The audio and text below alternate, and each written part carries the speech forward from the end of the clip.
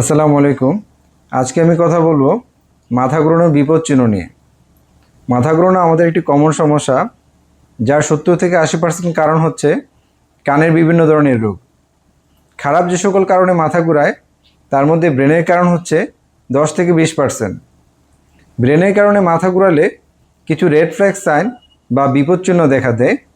এ সকল বিপদ চিহ্নের মধ্যে রয়েছে হঠাৎ করে তীব্র মাথা ঘোরানো এবং তা 24 ঘন্টার বেশি স্থায়ী হলে, মাথা ঘোরানোর সাথে তীব্র মাথা ব্যথা বা ঘাড় শক্ত হয়ে গেলে, মাথা ব্যথার সাথে যদি তীব্র জ্বর থাকে, চোখে ঝাপসা দেখলে, ডাবল দেখলে অথবা চোখের অস্বাভাবিক নড়াচড়া থাকলে, কথার জড়তা, হাত পা অবশ হয়ে গেলে অথবা চলাফেরার ভারসাম্যহীনতা দেখা দিলে, খাবার গিলতে অসুবিধা হলে, কানে শুনতে অসুবিধা হলে, জ্ঞানের মাত্রা কমে গেলে অথবা অজ্ঞান হয়ে গেলে। তাছাড়া বিশেষ ঝুঁকিপূর্ণ গ্রুপের কিছু মানুষ যাদের মাথা ঘোরানো আরও বেশি বিপজ্জনক, যেমন 50 বছর বয়সের পর যাদের পূর্ব থেকে উচ্চ রক্তচাপ, ডায়াবেটিস, রক্তে কোলেস্টেরল বা হার্টের রোগ রয়েছে, যাদের শরীরে পূর্ব থেকে ক্যান্সার রয়েছে, যাদের শরীরে রোগ প্রতিরোধ ক্ষমতা কম, যেমন বয়স্ক বা ডায়াবেটিসের পেশেন্ট, কিডনির পেশেন্ট,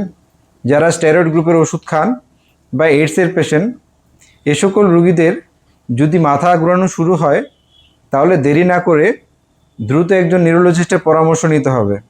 কারণ এই ধরনের রোগীদের মাথা ঘোরানো মানে মাথার মধ্যে বিভিন্ন ধরনের জটিল রোগ, যেমন স্ট্রোক, টিউমার বা ইনফেকশনের কারণে হতে পারে। আজকের মতো এখানে শেষ করছি। পরবর্তী দেখা হবে অন্য কোনো ভিডিওতে অন্য কোনো টপিকস নিয়ে।